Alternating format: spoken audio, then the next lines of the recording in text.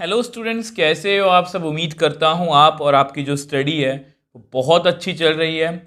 आज की वीडियो में हम एक्सरसाइज 13.3 के क्वेश्चन नंबर 8 से स्टार्ट करेंगे।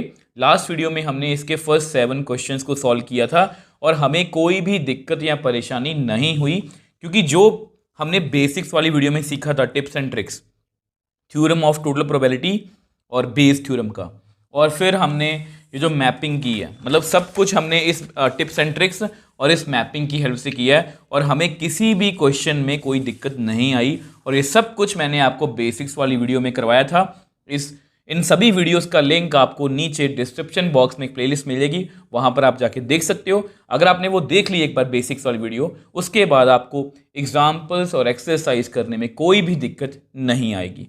एक अच्छे मन से, एक पॉजिटिव मन से आज की वीडियो को शुरू करते हैं। तो आज की वीडियो के हमारे फर्स्ट क्वेश्चन की बात करते हैं, क्वेश्चन नंबर 8। बहुत इजी क्वेश्चन है।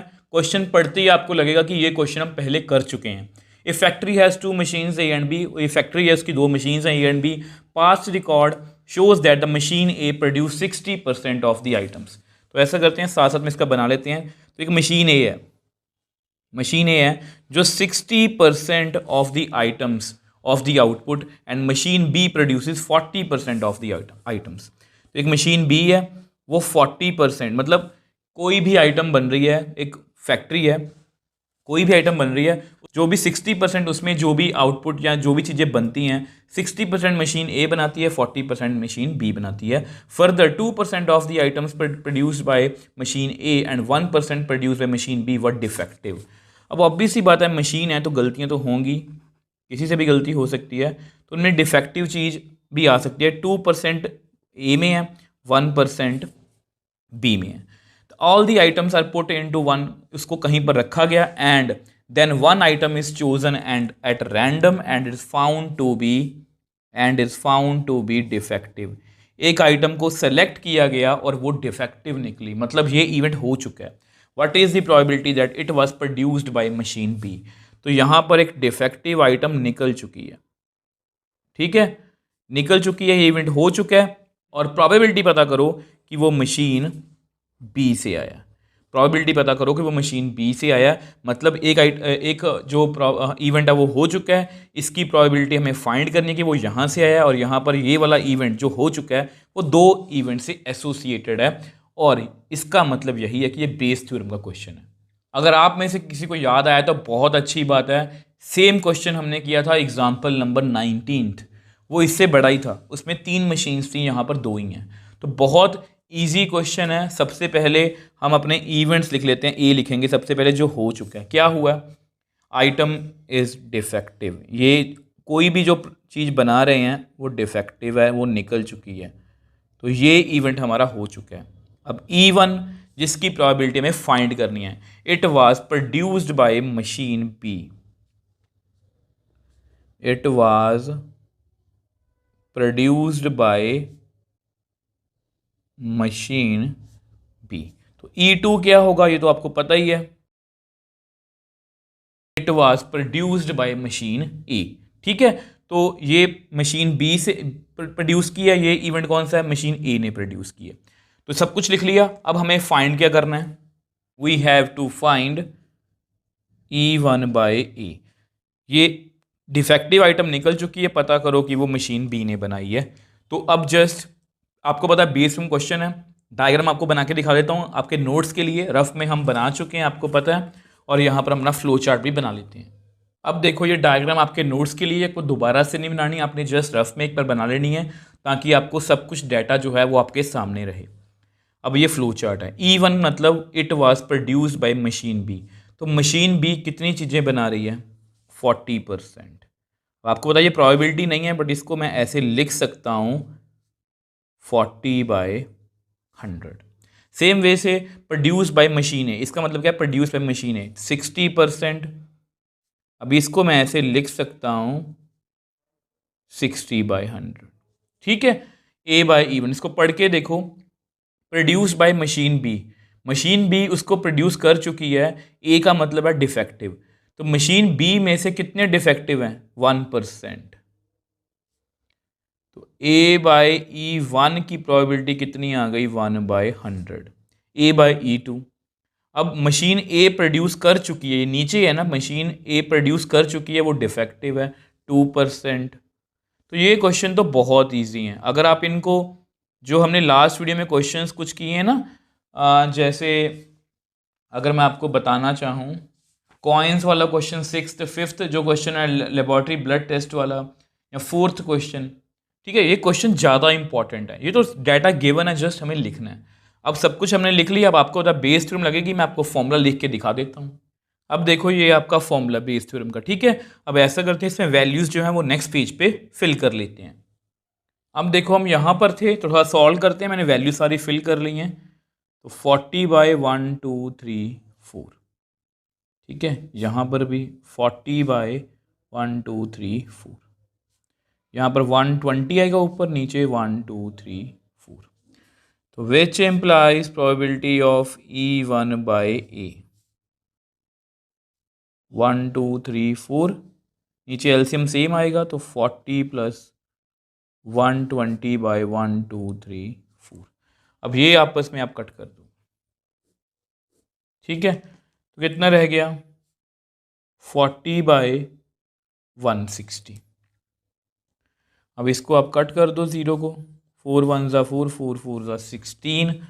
तो मेरे पास मेरा रिक्वायर्ड आंसर आ गया कितना, 1/4। और ये क्वेश्चन हमने बहुत ईजिली सॉल्व कर लिया। देखो इसमें कुछ भी मुश्किल नहीं था, डाटा पूरा बना के दिया गया था, हमने जस्ट पढ़ के उसको पहचाना कि वो बेस थ्योरम, बस, और कुछ भी इसमें मुश्किल नहीं था।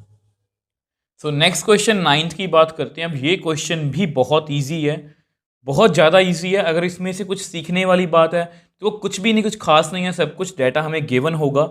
इसमें जो स्टेटमेंट है ना, जो पूछने का तरीका है इसमें, वो थोड़ा सा आपको मतलब कि सीखने को मिलेगा यहाँ पर कुछ। अदरवाइज इस क्वेश्चन में कुछ भी मुश्किल नहीं है। 2 groups are competing for the position on the boards of director of a corporation. कोई 2 ग्रुप हैं, ठीक है, वो किसी कंपनी के लिए मतलब पोजीशन लेना चाहते हैं, मतलब किसी कंपनी में कोई पोजीशन लेना चाहते हैं, ठीक है। अब कंपटीशन मान लो कोई भी चल रहा है। The probabilities that the first and second groups will win, तो उनकी प्रोबेबिलिटी दी हुई है। ये आपका फर्स्ट ग्रुप है, ये आपका सेकंड ग्रुप है। ये जीतेगा कंपटीशन, इसकी प्रोबेबिलिटी 0.6 है। ये जीतेगा, इसकी प्रोबेबिलिटी 0.4 है। ये विन लिख दिया मैंने यहाँ पर। Further if the first group wins, the probability of introducing a new product is 0.7 and corresponding probability is 0.3 if the second group wins। मतलब देखो यार, किसी कंपनी में कोई मान लो दो टीम्स हैं, वो किसी कंपनी का कोई प्रोजेक्ट लेना चाहती हैं, ठीक है। अब मान लो ये कंपनी है, तो वे दोनों अपनी पूरी कोशिश करेंगे कि वो जो प्रोजेक्ट है कंपनी का वो हमें मिल जाए, ठीक है। तो इसकी प्रोबेबिलिटी जीतने की 0.6 है, इसकी 0.4 है। अब उसके बाद उन्होंने कहा कि अगर कोई फर्स्ट ग्रुप मान लो जीत जाता है, अगर मान लो वो जीत गया, तो एक नया प्रोडक्ट वो लॉन्च करेगी, मतलब कुछ नया इन्वेंशन करेगी, तभी कोई कंपनी उसको हायर करेगी, तो उसकी प्रोबेबिलिटी 0.7 है, ठीक है, कि नया प्रोडक्ट, न्यू प्रोडक्ट लॉन्च करेगी, ठीक है। और उसकी कितनी है, 0.3। वो न्यू प्रोडक्ट लॉन्च करेगी, उसकी प्रोबेबिलिटी 0.3 है। अब यहाँ पर समझने वाली बात है, find the probability that the new product introduced by the was by the second group. अब बहुत से बच्चों को कंफ्यूजन हो जाती है यहाँ पर कि सर यहाँ पर तो कोई ऐसा इवेंट हुआ ही नहीं जो पहले हुआ हो और बाद में किसी की प्रोबेबिलिटी पूछी होगी, हम तो बेस थ्योरम कर रहे हैं। ध्यान से मेरी बात सुनना, मेरे को स्टार्टिंग में क्या बताया था कि इस क्वेश्चन की स्टेटमेंट में ही आपको सीखने को मिलेगा।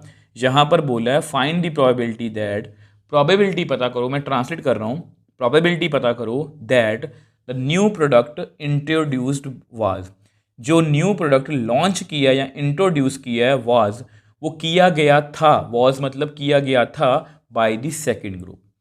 अब पूरा पढ़ता हूँ, प्रोबेबिलिटी पता करो कि जो न्यू प्रोडक्ट इंट्रोड्यूस किया गया था वो सेकंड ग्रुप ने किया।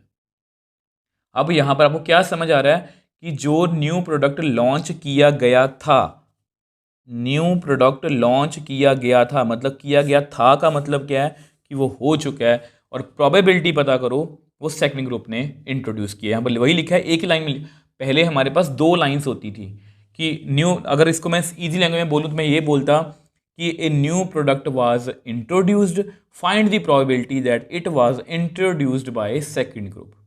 बट यहाँ पर स्टेटमेंट को घुमा के पूछा गया है, find the probability that the new product introduced was, इसको लॉन्च किया गया था बाय द सेकंड ग्रुप। तो हमें ये प्रोबेबिलिटी पता करनी है कि उसको सेकंड ग्रुप ने लॉन्च किया। अब ये इवेंट हो चुका है और इसकी प्रोबेबिलिटी फाइंड करनी है कि वो सेकंड ग्रुप ने लॉन्च किया। अब ये जो इवेंट हो चुका है, ये दो इवेंट से एसोसिएट का मतलब ये बेस थ्योरम का क्वेश्चन है, ठीक है। अब यहाँ पर जो इवेंट हो चुका है ना, वो ये है, न्यू प्रोडक्ट इंट्रोड्यूस्ड वॉज। तो प्लीज़ इस बात का आप ध्यान रखोगे। तो सबसे पहले ए लिखते हैं। ए क्या है हमारा, आप मेरे को बताओ। न्यू प्रोडक्ट इंट्रोड्यूस्ड,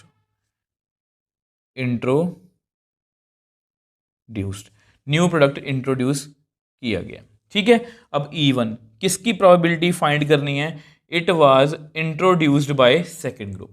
अब देखो इसको थोड़ा ध्यान से पढ़ना, इंट्रोड्यूस बाय सेकंड ग्रुप। अब प्रोबेबिलिटी पता करनी है कि इसको सेकंड ग्रुप ने लॉन्च किया। अब सेकंड ग्रुप ने इंट्रोड्यूस किया मतलब उसने वो कंपटीशन जीत लिया होगा। सेकंड ग्रुप जो है वो प्रोडक्ट को तभी लॉन्च करेगा जब वो जीत जाएगा, ठीक है। तो मैं लिख देता हूं यहां पर E1 का मतलब क्या होगा, सेकंड ग्रुप विंस। E2 का मतलब क्या होगा, फर्स्ट ग्रुप विंस। तो अब जस्ट मैं आपकी नॉलेज के लिए एक बार लिख देता हूं। अब देखो ये मैंने जस्ट आपके नोट्स के लिए लिखा है, इसको आपको पेपर में नहीं लिखना। ये मैंने इसलिए लिखा है क्योंकि कुछ बच्चों को कंफ्यूजन होती है कि प्रोबेबिलिटी फाइंड करनी है second group introduced new product, ये प्रोबेबिलिटी में फाइंड करनी है। और second group introduce new product तभी करेगा जब वो जीतेगा। तो इसलिए मैंने E1 को लिखा है सेकंड ग्रुप विंस और E2 को लिखा है first group wins. I hope ये समझ पाए होगे। और प्रोबेबिलिटी किसकी फाइंड करनी है, E1/A, मतलब न्यू प्रोडक्ट लॉन्च हो चुका है या इंट्रोड्यूस हो चुका है, किसने किया उसको, सेकंड ग्रुप, ठीक है। विंस का मतलब सेकंड ग्रुप अगर जीतेगा तभी वो इंट्रोड्यूस करेगा। तो आई होप ये आप समझ पाए हो, ठीक है। अब जस्ट आपको पता डायग्राम बना के दिखा देता हूँ और आपका फ्लो चार्ट। अब देखो ये डायग्राम जस्ट आपके लिए बनाई है, फुल डाटा हमने लिखा है, ठीक है। इसकी प्रोबेबिलिटीज बहुत ईजी है। E1 मतलब सेकंड ग्रुप विंस, ठीक है। अब E1 का मतलब क्या है, सेकंड ग्रुप विंस। अब सेकंड ग्रुप के जीतने की प्रोबेबिलिटी कितनी है, 0.4। फर्स्ट ग्रुप E2 मतलब फर्स्ट ग्रुप, इसकी जीतने की प्रोबेबिलिटी कितनी है, 0.6। उल्टा मत लिख लेना, जिसकी प्रोबेबिलिटी हम फाइंड करनी होती है मैं उसको लिखता हूँ यहाँ पर, ठीक है। तो A/E1, E1 मतलब second group wins, second group जीत चुका है। अगर वो जीत चुका है तो ए का मतलब क्या है, न्यू प्रोडक्ट इंट्रोड्यूस। अगर वो जीत जाए तो इसकी प्रोबेबिलिटी कितनी है कि वो नया प्रोडक्ट लॉन्च करेगा, 0.3, ठीक है। ये बिल्कुल मैच हो रहा है। A/E2, E2 हो चुका है, फर्स्ट ग्रुप जीत चुका है, इसकी कितनी प्रोबेबिलिटी है कि वो न्यू प्रोडक्ट इंट्रोड्यूस करेगा, 0.7। अब हम आपको पता है इसमें मैं बेस टर्म लगानी है, फॉर्मूला मैं नेक्स्ट पेज पे आपको लगा के दिखा देता हूँ।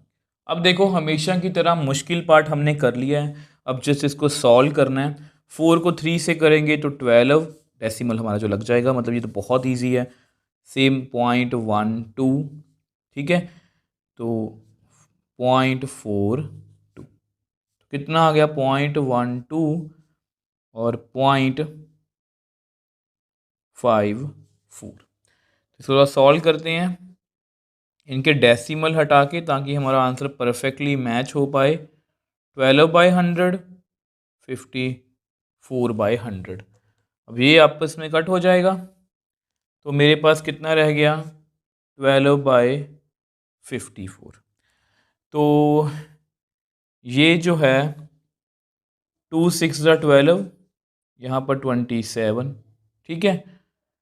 3 2 6, 3 9 27। तो मेरे पास मेरा रिक्वायर्ड आंसर आ गया 2/9। तो बहुत इजी क्वेश्चन था, जो मैंने आपको स्टार्टिंग से ही हिंट दिया था कि इस क्वेश्चन की स्टेटमेंट में देखो नॉर्मली क्या पूछते हैं हमें कि देखो दो कंपनीज हैं, ठीक है, सॉरी 2 टीम्स हैं। तो इसकी जीतने की प्रोबेबिलिटी 0.6 है, इसकी 0.4 है। ये नया प्रोडक्ट लॉन्च करेगी, इसलिए 0.7 से 0.3 से।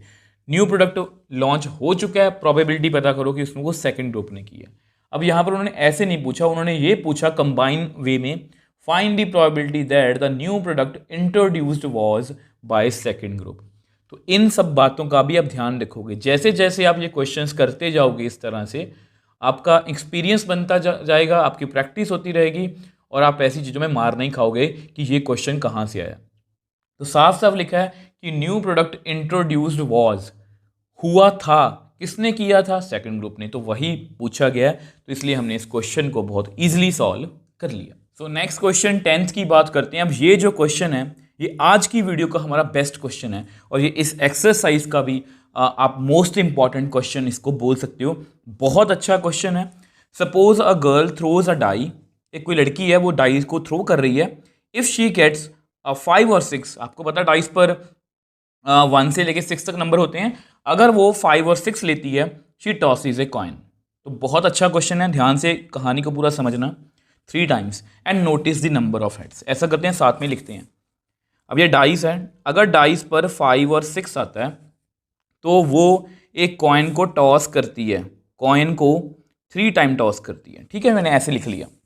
And notice the number of heads. ठीक है, इफ शी गेट्स 1 2 3 और 4, अगर वो 1 2 3 और 4 उसको आता है, she tosses a coin once, वो कॉइन को एक बार टॉस करती है। And notice that whether a head or tail is obtained, मतलब वो कॉइन को टॉस करती है, फिर देखती है कि उस पर हेड आ रहा है कि टेल आ रहा है। If she obtained exactly 1 head, if she obtained, अगर उसको एक हेड एग्जैक्टली 1 हेड आ चुका है, what is the probability that she threw 1 2 3 और 4 विद द डाई। तो ध्यान से देखो, यहां पर एग्जैक्टली 1 हेड आ चुका है, एग्जैक्टली 1 हेड आ चुका है। वो बोल रहे हैं कि प्रोबेबिलिटी पता करो कि उसको डाइस पर 1 2 और 3 और 4 विद डाई आया। और आपको पता है ये इवेंट हो चुका है, एक इवेंट, और ये इससे भी एसोसिएटेड है, इससे भी एसोसिएटेड है, और इसकी हमें प्रोबेबिलिटी फाइंड करनी है। मतलब ये बेस थ्योरम का क्वेश्चन है। ये क्वेश्चन बहुत अच्छा है क्योंकि आपको याद होगा लास्ट वीडियो मैंने आपको कॉइन्स वाला क्वेश्चन करवाया था जिसमें 3 कॉइन्स थे, 2 headed coin, unbiased coin, biased coin. तो वो क्वेश्चन बहुत अच्छा था क्योंकि ऐसे क्वेश्चंस में हमें प्रोबेबिलिटीज भी खुद से निकालनी पड़ती हैं, इसलिए ये क्वेश्चन ज़्यादा इंपॉर्टेंट है। अब हमको पता है कि ये बेस थ्योरम का क्वेश्चन है। सबसे पहले ए इवेंट लिखते हैं। ए क्या होगा? जो पहले हो चुका है। तो पहले क्या हुआ है? Obtained exactly 1 head. मेनली हमें बस यही बात लिखनी है, एग्जैक्टली 1 हेड उसको आया। अब E1, अब E1 क्या? जिसकी प्रोबेबिलिटी फाइंड करनी है। शी थ्रू 1 2 3 और 4 विद द डाई। ठीक है, शी थ्रो लिख लो, शी थ्रो 1 2 3 और 4 विद डाई। उसने 1 2 3 और 4 फेंका होगा, और आपका फ्लो चार्ट कहता है, डायग्राम कहती है कि 5 और 6 भी तो फेंक सकती है। तो आपको पता है ये 2 इवेंट से एसोसिएटेड है। तो शी थ्रू 5 और 6 विद डाई। ठीक है, अब हमें फाइंड क्या करना है? हमेशा की तरह we have to find probability of E1 by A, मतलब उसको हेड आ चुका है एग्जैक्टली 1, पता करो कि उसने डाइस पर 1 2 3 और 4 फेंका होगा। ठीक है, अब जस्ट ये डायग्राम आपको बना के दिखा देता हूं, फिर हम, आपको पता है बेस थ्योरम है तो इसका फ्लो चार्ट भी जो है वो लिख लेंगे। अब देखो ये डायग्राम जस्ट मैंने आपके लिए बनाई है, पूरा क्वेश्चन आपको यहां से क्लियर हो जाएगा। अगर डाइस, देखो डाइस से क्वेश्चन स्टार्ट है, तो डाइस पे अगर 1 2 3 और 4 आता है तो वो कॉइन को एक बार टॉस करती है। 5 और 6 आता है तो 3 टाइम्स करती है। दोबारा से आपको इसलिए बता रहा हूं क्योंकि ऐसे क्वेश्चंस में प्रोबेबिलिटी गिवन नहीं होती, तो हमें खुद से थोड़ा सोचना पड़ेगा। तो अगर हमें कॉइन को 3 टाइम टॉस करना है तो आपको पता है उसकी सैंपल स्पेस में 8 सैंपल पॉइंट्स आते हैं, क्योंकि कॉइन के 2 फेसेस हैं, मैंने आपको सिखाया था। 2 फेस हैं और कितनी बार टॉस किया? 3। 2 की पावर 3 कितना होता है? 8। ये इसकी मैंने एक वीडियो भी बनाई थी इसकी सैंपल स्पेस लिखने के लिए कि अगर 4 बार टॉस करना हो, 5 बार करना हो तो सैंपल स्पेस किस तरह से लिखेंगे। इस वीडियो का लिंक आपको नीचे डिस्क्रिप्शन बॉक्स में मिल जाएगा। तो अगर एक बार टॉस किया है तो हेड और टेल ही आएगा। ये आपको बताइए कि 8 केसेस आएंगे। ठीक है, इसको कैसे लिखते हैं वैसे? एच एच एच, पहले टी इंट्रोड्यूस कर दिया, फिर टी बीच में, फिर टी पहले, फिर 2 टी आ गए, एक एच, फिर लास्ट में तीनों टी। ठीक है, अब यहाँ पर मैंने ये प्रोबेबिलिटी में फाइंड करनी है बेसिकली, क्योंकि उसको 1 हेड आ चुका है, उसको 1 हेड आ चुका है। पता करो कि वो किसकी वजह से आया, 1 2 3 और 4 की वजह से आया। तो ये हमारा क्वेश्चन है, ये हमारा फ्लो चार्ट है। अब फ्लो चार्ट को पढ़ते हैं। प्रोबेबिलिटी ऑफ E1, E1 का मतलब क्या है कि उसने 1 2 3 और 4 विद डाई, उसने 1 2 3 4 फेंका होगा डाई के साथ। अब आप मेरे को बताओ डाइस पर कितने नंबर होते हैं, ये होते हैं 1 2 3 4 5 6। तो डाइस पर 4 नंबर मतलब जो हमारे फेवर में है, क्योंकि इक्वली इवेंट्स का क्वेश्चन है, और टोटल कितने नंबर हैं, 6। ठीक है। अब E2 का मतलब क्या है, 5 और 6। अब 5 और 6 कितने ऑप्शंस हैं हमारे पास, 2, और टोटल कितने हैं, 6। प्रोबेबिलिटी को हम हमेशा इसी तरह से कैलकुलेट करते हैं। अब इसको बहुत ध्यान से पढ़ना आपने, A/E1। E1 का मतलब है कि शी थ्रो 1 2 3 और 4 विद डाई, उसने 1 2 3 4 फेंक दिया है, ये हो चुका है। अगर उसने 1 2 3 4 फेंक दिया है तो हमारे क्वेश्चन में ही लिखा गया कि वो कॉइन को एक बार टॉस करती है। यहां पर मैंने बना के दिखाया आपको, कॉइन को एक बार टॉस किया। ठीक है। अब ए का मतलब क्या है, एग्जैक्टली 1 हेड। अब आप मेरे को बताओ कॉइन पर एग्जैक्टली 1 हेड यहां पर इस सिचुएशन में एक बार आया, टोटल केस कितने हैं, 2। तो इसकी प्रोबेबिलिटी कितनी हुई, 1/2। आई होप इसको आप समझ पाए हो।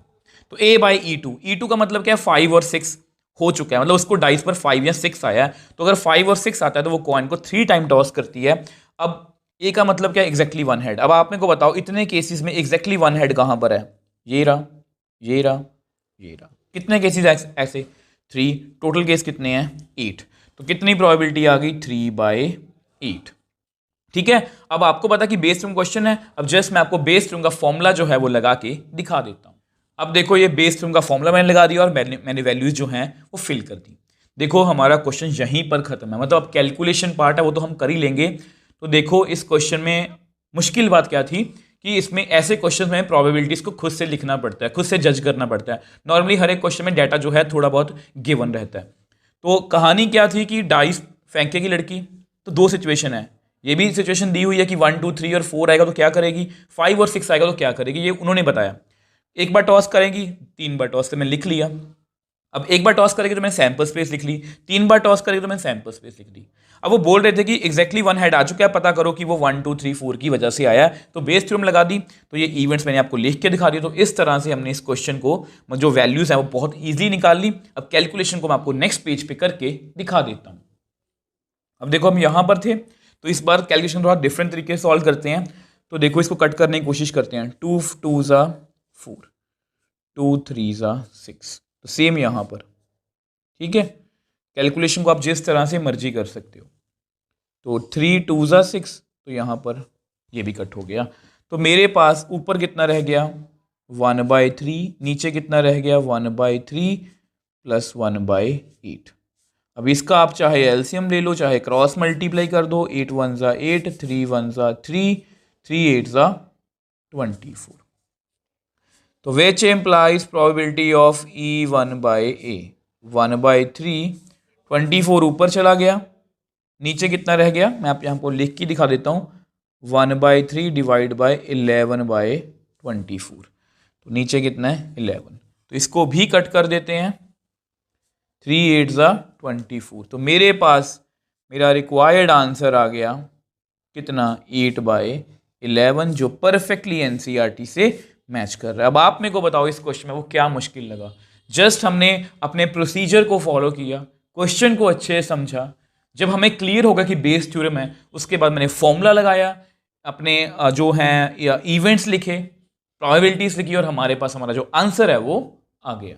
सो नेक्स्ट क्वेश्चन 11th की बात करते हैं। ये बहुत अच्छा क्वेश्चन है, बहुत ईजी है, बहुत ईजी है। ऐसे ही क्वेश्चन हम पहले भी कर चुके हैं मशीन्स वाले।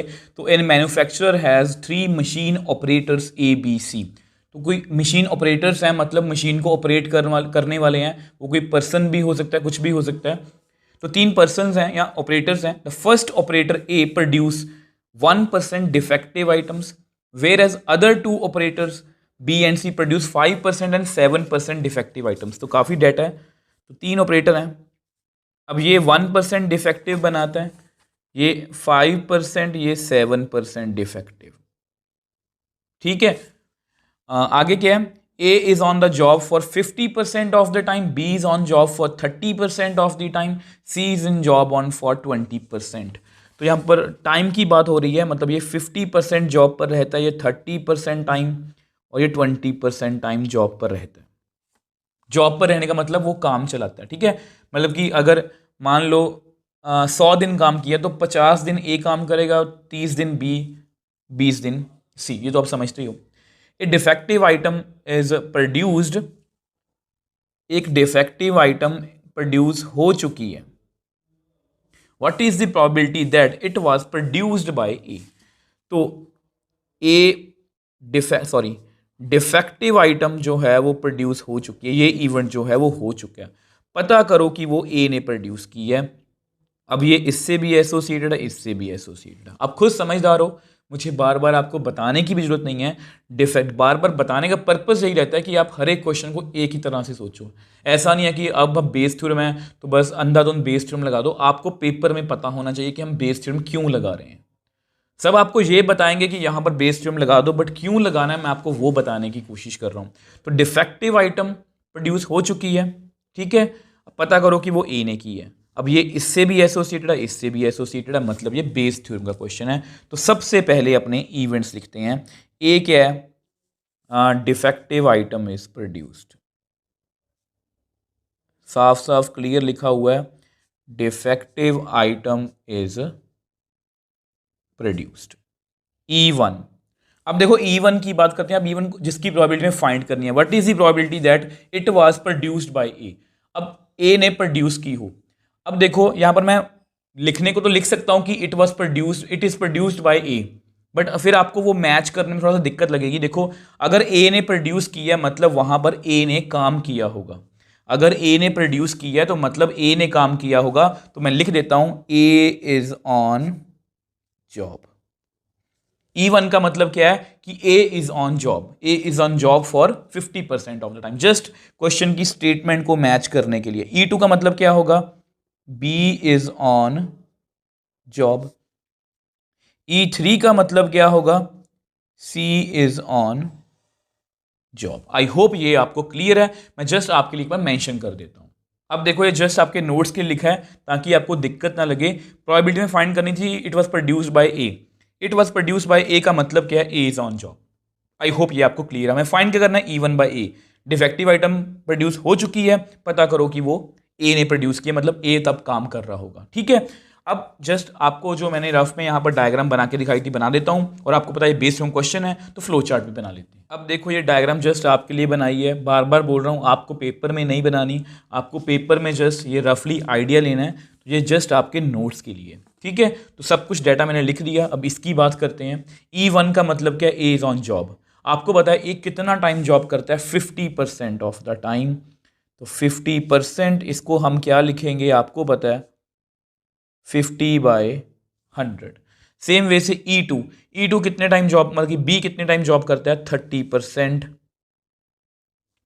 तो E2 को मैं क्या लिखूंगा? 30/100। E3 का मतलब है सी इज ऑन जॉब। सी करता है 20%। तो E3 को मैं लिखूंगा 20/100। ये वही बात जो मैंने आपको समझाई थी कि अगर 100 दिन काम चल रहा है तो 50 दिन ए करेगा, 30 दिन बी करेगा और 20 दिन सी करेगा। अब A/E1 की बात करते हैं। इसको ध्यान से पढ़ना। E1 A is on job, A काम कर रहा है, इसका मतलब ये श्योर है। प्रोबेबिलिटी पता करो कि वो डिफेक्टिव आइटम है। डिफेक्टिव आइटम ए कितनी बनाता है? 1%। तो इसको मैं लिख सकता हूँ 1/100। E2 का मतलब बी इज ऑन जॉब, ये जॉब बी कर रहा है, बी काम कर रहा है, तो डिफेक्टिव आइटम प्रोड्यूस होने की चांसेस कितने हैं? 5%। आप यहां पर भी देख सकते हो। तो 5/100।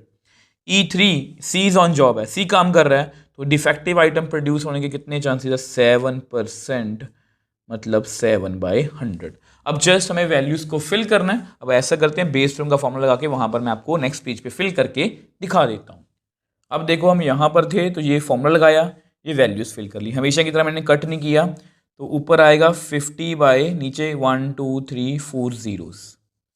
यहाँ पर भी सेम 1 2 3 4। यहाँ पर कितना आएगा? 150 बाय 1 2 3 4। यहाँ पर कितना आएगा? 140। तो 1 2 3 4। तो which implies probability of E1/A? 1 2 3 4। नीचे कितना आएगा? 50 + 150 + 140/1 2 3 4। अब ये आप आपस में कट कर दो तो मेरे पास कितना रह गया 50 बाय ये 200 340। ठीक है, अब ऐसा करते हैं, इसको कट करते हैं, ये कट हो गया तो और तो कुछ कट नहीं हो रहा, तो मेरे पास मेरा फाइनल आंसर आ गया 5/34 जो NCERT से परफेक्टली मैच कर रहा है। तो कितना इजीली सॉल्व कर लिया, जस्ट डाटा गिवन था, उसको जस्ट हमें पता करना होता है कि किस तरह का डाटा है। बेस थ्योरम से रिलेटेड था तो बेस थ्योरम का फॉर्मूला लगेगा, अब जस्ट वैल्यूज फिल करनी थी, इवेंट्स लिखने थे और इसमें कुछ भी मुश्किल नहीं था। सो नेक्स्ट क्वेश्चन 12th की बात करते हैं। और इस तरह के क्वेश्चंस जो होते हैं मैं हमेशा बोलता हूँ कि ये ज़्यादा इंपॉर्टेंट है। इस तरह के क्वेश्चन में ज़्यादा इंपॉर्टेंट इसलिए बोलता हूँ क्योंकि मोस्टली ना क्वेश्चन में हमें क्लियर होता है कि अच्छा देखो, मोस्टली क्वेश्चंस में क्या होता है, डाटा गिवन होता है तो हम बेस पे क्वेश्चन कर लेते हैं। अब कुछ क्वेश्चंस ऐसे होते हैं जैसे हमारा 4th क्वेश्चन था, 5th question laboratory blood test वाला, या 7th क्वेश्चन इंश्योरेंस वाला, या आप ये भी बोल सकते हो जो हमने आज क्वेश्चन किया है 10th क्वेश्चन। तो इनमें हमें प्रोबेबिलिटीज़ खुद से देखनी पड़ती है कि कौन सा इवेंट जो है वहाँ कि हमें खुद से सब कुछ लिखना पड़ता है, पहचानना पड़ता है। अब ये क्वेश्चन भी वैसा ही है, क्योंकि ना बेस थ्योरम में सबसे मुश्किल बात यही होती है कि बच्चे उसको प्रोडिक्ट नहीं कर पाते कि ये बेस थ्योरम है भी या नहीं। इसी कंफ्यूजन में वो क्वेश्चन को गलत कर लेते हैं। तो क्वेश्चन को पढ़ते हैं। A card from a pack of 52 cards is lost. तो एक कार्ड जो है वो गुम हो गया। ठीक है, 52 कार्ड्स होते हैं तो एक कार्ड जो है वो हमारा गुम हो गया, तो हमारे पास टोटल 51 कार्ड्स हैं। From the remaining cards of pack 2 cards are drawn and are found to be both diamonds. तो ये बहुत इंपॉर्टेंट लाइन है। जो बाकी कार्ड बच गए हैं हमारे पास 51, उसमें से 2 कार्ड्स निकाले गए। ठीक है, उसमें से 2 कार्ड्स निकाले गए and found to be both diamond. तो 2 डायमंड कार्ड्स जो हैं वो निकल चुके हैं। ठीक है, फाइंड द प्रोबेबिलिटी पता करो the lost card was being diamond. अब बहुत से बच्चों को ना यहाँ पर कंफ्यूजन होती है, जिस तरह से हमने लास्ट क्वेश्चन किया था कि एक इवेंट हो चुका है, अब वो मतलब कि ए ने किया है, ए की वजह से हुआ, बी की वजह से हुआ, सी की वजह से हुआ है। तो यहाँ पर ऐसी कोई ऑप्शन तो दिख नहीं रही। उनको लगता है कि ये कंडीशनल प्रोबेबिलिटी का क्वेश्चन है, बट वो यहाँ पर गलत है। क्यों? क्योंकि उन्होंने बोला कि find the probability that the lost card being diamond. अब ये जो लॉस्ट कार्ड है, सारी गेम यहीं पर है। ये जो लॉस्ट कार्ड है ये वो बोल रहे हैं कि डायमंड का हो। ठीक है, वो बोल रहे हैं कि ये डायमंड का हो, ये डायमंड का गुम हुआ होगा, और जो पत्ते निकले हैं 2 वो भी डायमंड के हैं।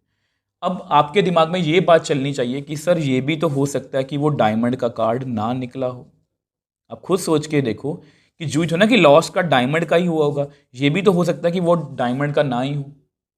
आई होप इसको समझ पाए हो। अब इसको समझने की कोशिश करते हैं डायरेक्टली।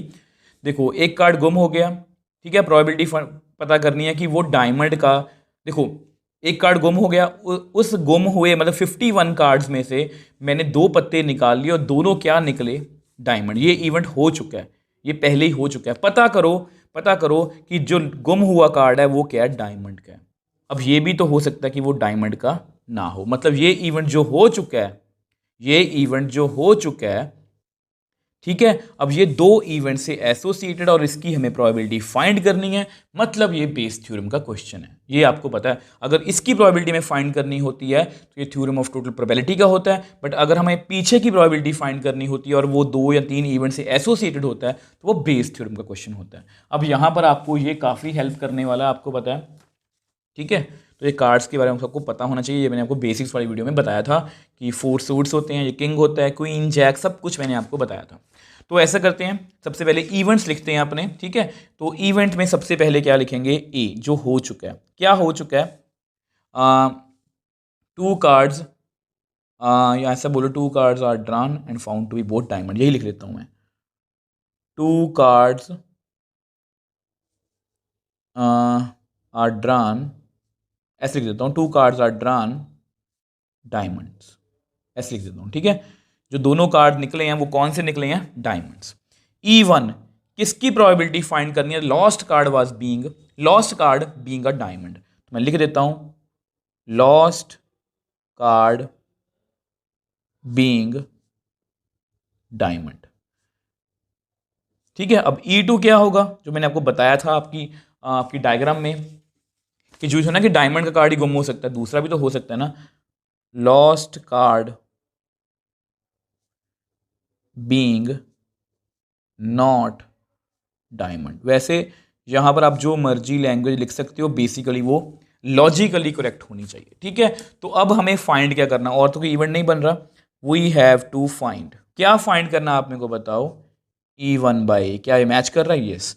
2 कार्ड्स डायमंड के निकल चुके हैं, पता करो कि वो लॉस्ट कार्ड क्या कौन सा था, डायमंड का। तो ये हमारा क्वेश्चन है। अब जस्ट जो डायग्राम है आपको बना के दिखा देता हूँ, फिर फ्लो चार्ट। अब देखो ये डायग्राम जस्ट मैंने आपके लिए बनाई है कि 52 में से एक कार्ड लॉस्ट हो गया।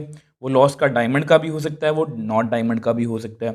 2 कार्ड जो निकले हैं वो डायमंड के हो चुका है, पता करो कि जो गुम हुआ कार्ड है वो क्या है, डायमंड का। तो ये बेस्ड ऑन क्वेश्चन है। अब यहाँ मैंने जानबूझ के फ्लो चार्ट नहीं बनाया क्योंकि कुछ बातें मुझे आपको एक्सप्लेन करनी है, तो फिर मैं आपको एक्सप्लेन नहीं कर पाऊंगा, ठीक है।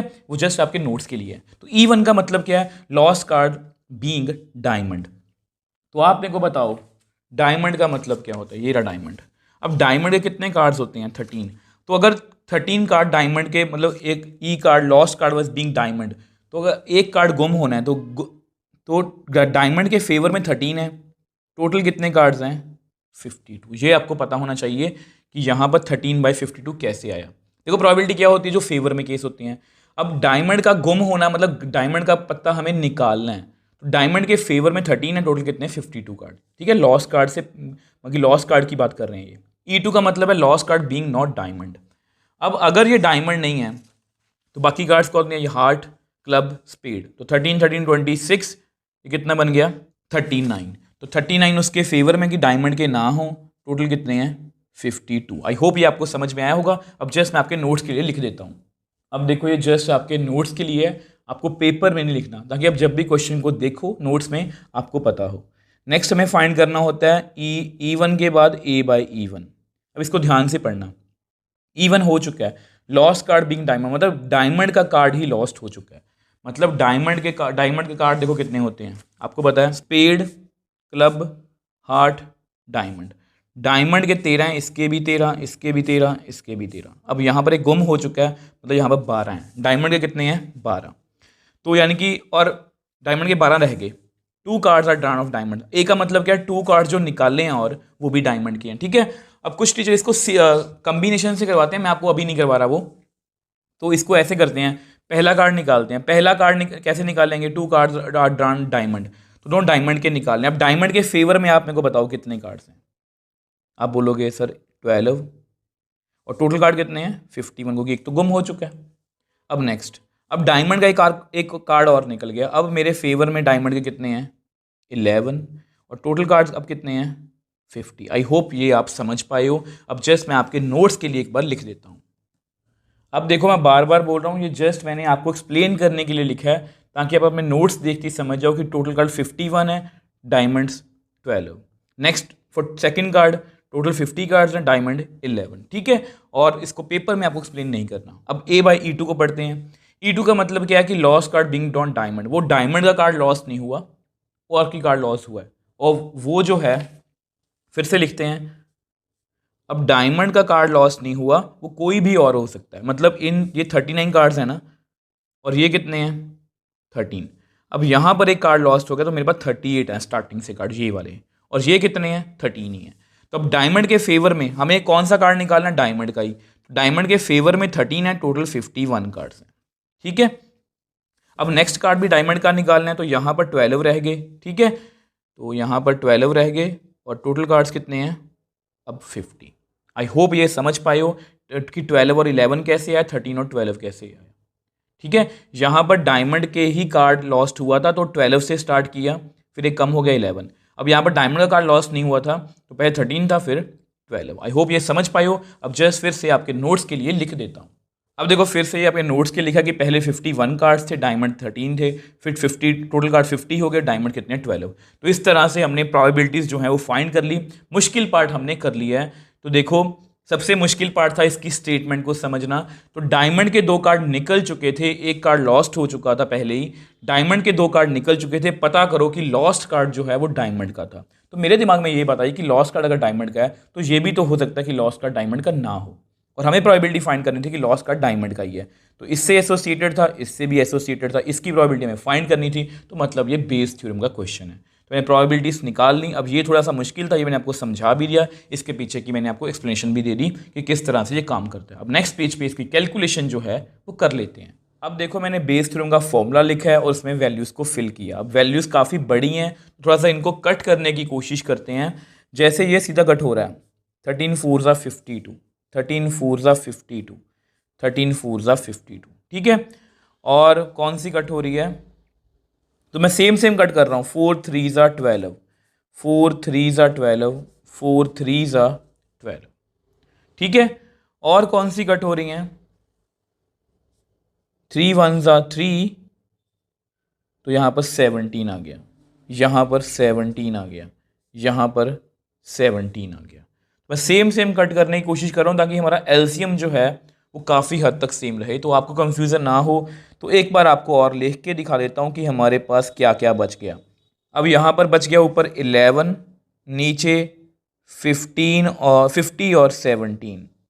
सेम यहाँ पर भी 11 50 इंटू 17, यहाँ पर भी ऊपर 39 बच गया, नीचे 50 इंटू 17, ठीक है। तो एलसीएम सेम ही आएगा, तो वो अच्छी बात है कि हमारी कैलकुलेशन जो है वो इजी हो जाएगी। तो ऊपर आएगा 11, इसको अगर मैं मल्टीप्लाई करूँगा तो 850 आएगा। बहुत इजी कैलकुलेशन है, कोई ज़्यादा मुश्किल नहीं है।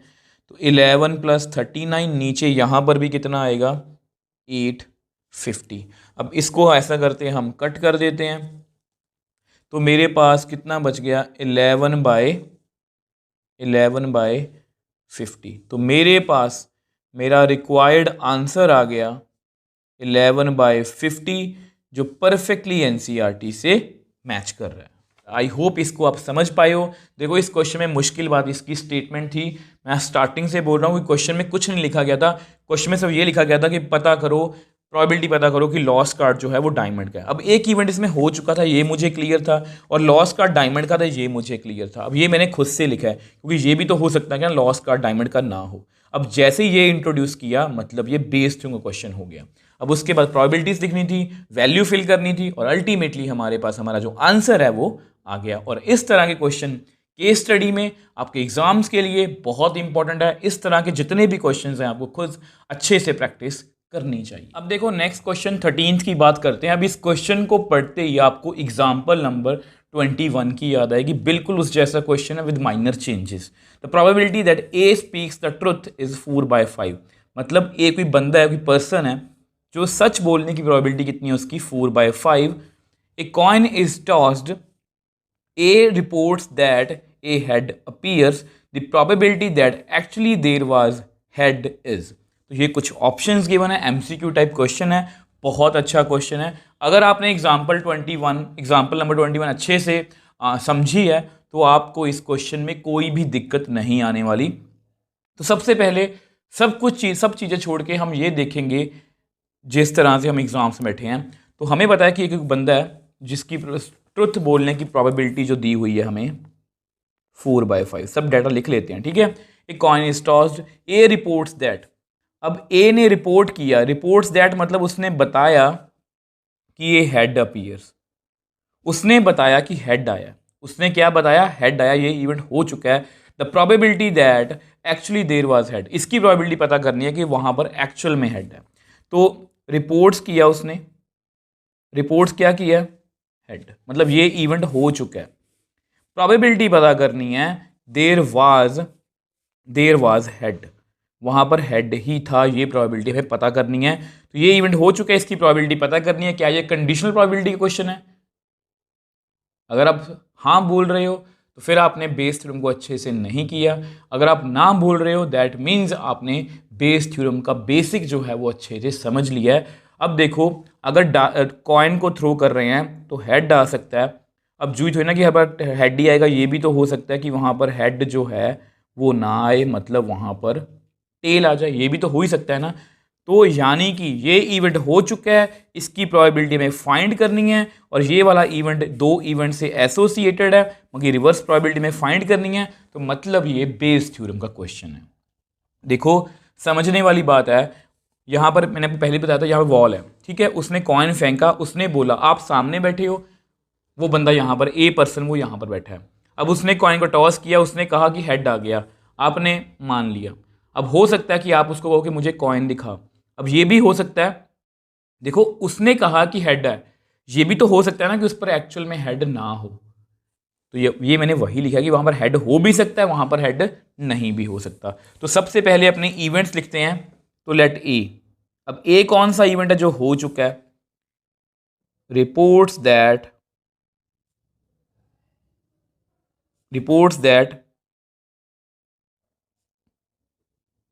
Head appears. ठीक है, उसने रिपोर्ट किया कि हेड आया। E1, जिसकी प्रोबेबिलिटी हमें फाइंड करनी है, actually there was head, actually there is head. ठीक है, और E2 क्या होगा?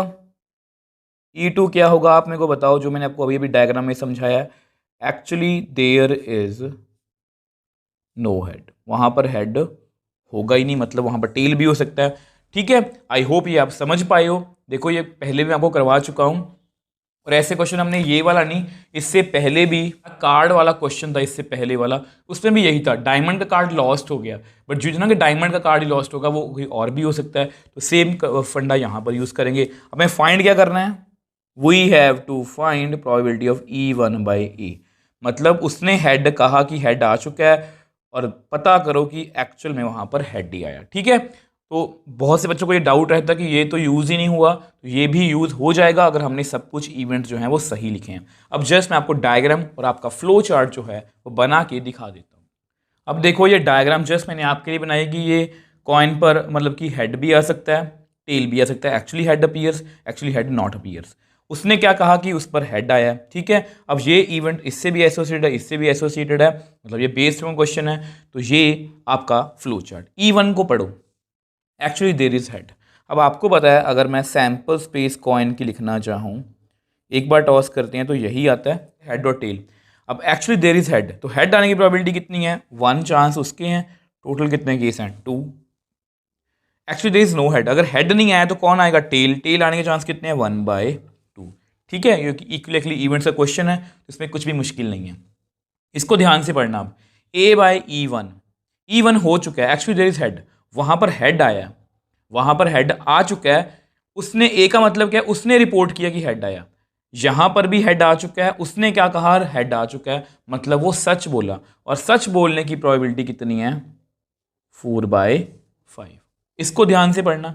E2 हो चुका है, actually there is no head, वहां पर हेड नहीं आया था एक्चुअली में, बट उसने क्या कहा कि हेड आया, मतलब वो झूठ बोला। और झूठ बोलने की प्रोबेबिलिटी कितनी होती है? 1 - 4/5, विच एम्प्लाइज प्रोबेबिलिटी ऑफ A/E2 कितनी आ गई? 5 - 4/5, मतलब 1/5। ये तो आपको पता ही है ना कि अगर झूठ सच बोलने की ये है तो झूठ बोलने की 1 - वो हो जाएगा। ठीक है, अगर ये झूठ बोलने की है तो 1 - इसको करेंगे तो सच बोलने की आ जाएगी। तो ये आपको पता होना चाहिए। अब जो भी मैंने आपको यहाँ पर एक्सप्लेन किया, आपको एक बार लिख के दिखा देता हूँ। अब देखो ये जस्ट आपके नोट्स के लिखे, ताकि आप जब भी इसको पढ़ो तो आपको पता हो हमने क्या समझा था। इसका मीन है कि कॉइन ने हेड शो किया है, उसने भी हेड कहा है, तो मतलब वो सच बोला है, तो 4/5।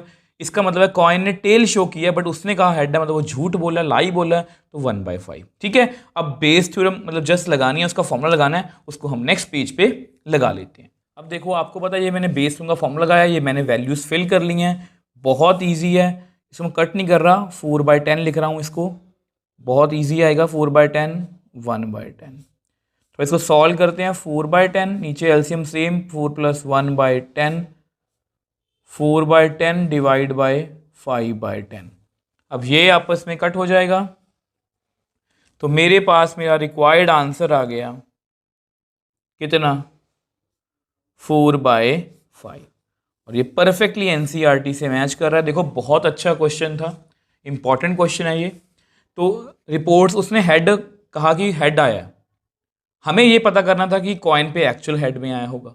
बट ये भी, अब ये इंफॉर्मेशन गिवन थी, ये भी गिवन थी, मतलब ये हो चुका है, इसकी प्रोबेबिलिटी में फाइंड करनी है, ये मैंने खुद से लिखा है। क्योंकि जो है ना, कॉइन पर हेड ही आएगा, कॉइन पर टेल भी तो आ सकता है ना। तो अगर टेल आएगा मतलब ये इवेंट दोनों से एसोसिएटेड है, इसकी प्रोबेबिलिटी में फाइंड करनी है, मतलब बेस थ्योरम का क्वेश्चन है। और जैसे ही मैंने इवेंट्स लिखे, जो ट्रुथ और लाई वाली बात है वो भी हमारी प्रोबेबिलिटीज में कंप्लीट हो गई। जैसे A/E1 में उसने सच बोला है, A/E2 में उसने झूठ बोला है। तो अगर आप इवेंट सही लिखोगे तो आपको ऐसे किसी भी क्वेश्चन में कोई दिक्कत नहीं आएगी। तो हमारा इस एक्सरसाइज का लास्ट क्वेश्चन है, ये भी MCQ टाइप है। ये मतलब अच्छा MCQ है, मतलब इस तरह के क्वेश्चंस आपको पेपर में पूछे जा सकते हैं। तो if A and B are two event such that A is subset of B, subset का मतलब आप समझते हो, and probability of B not equal to 0, then which of the following is correct. यहाँ पर कुछ ऑप्शंस गिवन है। तो सबसे पहले लिखते हैं since A is subset of B।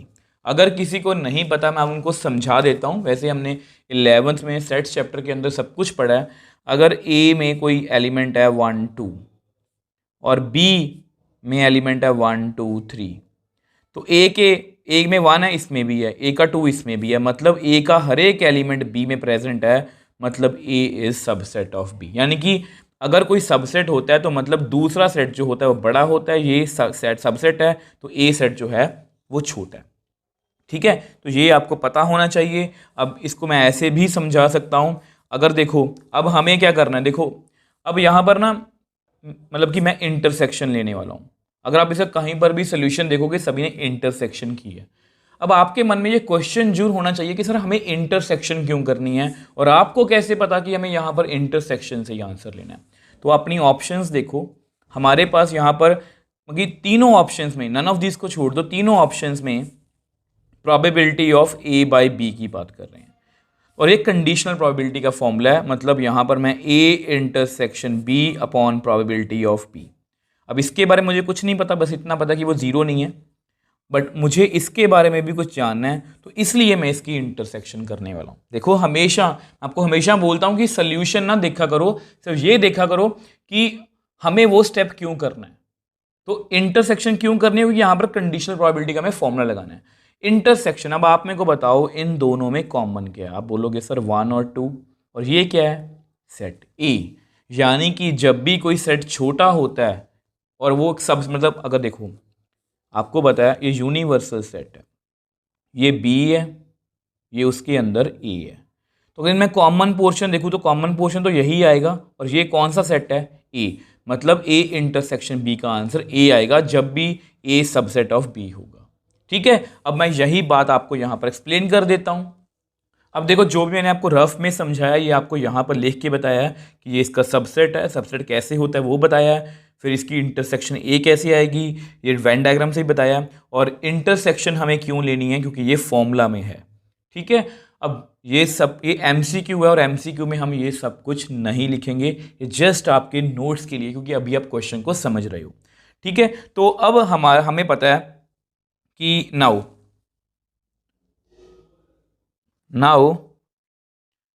Probability of A/B कितनी होती है, A intersection B divide by probability of B। But अब आपको पता है since but A is subset of B, therefore A intersection B की वैल्यू कितनी होगी, A। और अगर इसकी वैल्यू A होगी विच एम्प्लाइज इनकी प्रोबेबिलिटीज भी इक्वल है।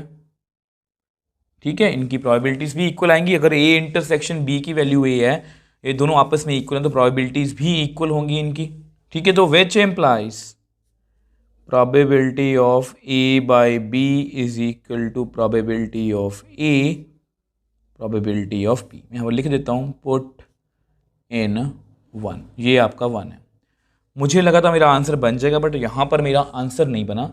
यहाँ पर B/A है, यहाँ पर A/B है, तो मतलब इन दोनों में से कुछ ना कुछ होगा यहाँ, फिर लास्ट में तो हमारे पास यही बचती है। ठीक है, तो इन दोनों ऑप्शंस में अगर मैं इन दोनों ऑप्शंस को देखो, हमेशा ये कोशिश किया करो कि कोई भी स्टेप जो हम कर रहे हैं वो क्यों कर रहे हैं। इन दोनों ऑप्शन में प्रोबेबिलिटी ऑफ B नहीं है, इन दोनों ऑप्शन में प्रोबेबिलिटी ऑफ B नहीं है। ठीक है, तो यहाँ से ना मैं ऐसा करता हूँ, प्रोबेबिलिटी ऑफ B की वैल्यू को निकालने की कोशिश करता हूँ। तो इसको मैं ऐसे लिख सकता हूँ। आई होप इसको आप समझ पाए हो कि ये स्टेप मैंने क्यों किया। ठीक है, अब आपको पता है since probability of B zero नहीं है, देयरफॉर हमें इतना पक्का पता है कि प्रोबेबिलिटी की वैल्यू 1 या 1 से कम ही होगी, 0 नहीं हो सकती क्योंकि 0 हमें गिवन है। ठीक है, ये बात आपको क्लियर है। तो ये वैल्यू पुट इन स्टार, तो इसमें हम फिल कर देते हैं, ये आपका स्टार है। तो which implies probability of A by probability of A by B less than equal to 1। अब प्रोबेबिलिटी की वैल्यू, कोई भी प्रोबेबिलिटी हो उसकी वैल्यू नेगेटिव तो नहीं होती ना, अगर नेगेटिव नहीं होती तो इसको मैं उधर लेके जा सकता हूं। तो मतलब probability of A less than equal to probability of A by B. और अगर इसको मैं ढंग से लिखूं तो मैं लिख सकता हूं probability of A by B greater than probability of A. मतलब ये कौन सी ऑप्शन के साथ मैच कर रहा है, ये ऑप्शन सी के साथ मैच कर रहा है। मतलब हमारा ऑप्शन सी जो है वो क्या है, राइट आंसर। आई होप इसको आप समझ पाए हो कि यहाँ पर हमारा आंसर कैसे आया। देखो, सबसे पहले मैंने देखा कि सबसेट है, सबसेट के बारे में सब कुछ बताया, मतलब क्या होता है, उसकी वैल्यू ए की इक्वल क्यों आई है, वेन डायग्राम से बताया। और हमने ए इंटरसेक्शन बी क्यों लिया, क्योंकि सभी में ए बाई बी की बात हो रही है। मैंने फॉर्मूला लगाया, ए इंटरसेक्शन बी की वैल्यू ए है तो प्रोबेबिलिटीज भी इक्वल है, वैल्यू फिल की, बट ये इसकी इक्वल नहीं बना, मुझे पहले लगा था इसकी इक्वल आएगा। तो दैट मीन्स मुझे कुछ और सोचना पड़ेगा। तो मैंने सोचा कि देखा कि प्रोबेबिलिटी ऑफ बी दोनों में नहीं है, तो मैंने प्रोबेबिलिटी ऑफ बी की वैल्यू निकाल ली। अब आपको पता है कि किसी भी प्रोबेबिलिटी की वैल्यू 0 तो नहीं, मतलब यहाँ पर 0 तो नहीं हो सकती, यहाँ पर गिवन है 1 या 1 से कम ही होगी। तो मैंने लिखा, वैल्यू फिल की और अल्टीमेटली हमारे पास हमारा जो आंसर है वो आ गया। अब देखो स्टूडेंट्स, इस एक्सरसाइज को हमने बहुत ईजिली सॉल्व कर लिया। हमने इस एक्सरसाइज में 2-3 बातों को फॉलो किया है। हमने हमेशा की तरह हमने अपना बेसिक क्लियर किया पहले, ठीक है, उसके बाद अपने प्रोसीजर को, अपने मैपिंग को फॉलो किया। हमने किसी भी क्वेश्चन को क्रैम करने की कोशिश नहीं की है कि ये बेस थ्योरम वाली एक्सरसाइज है तो हमें उसको अंधाधुंध बस बेस थ्योरम से ही करना है। मैंने हर एक क्वेश्चन को आपको इस तरह से डील करवाया है जिस तरह से आप एग्जाम में करते हो। आई होप ये आपको अच्छे से समझ में आया होगा।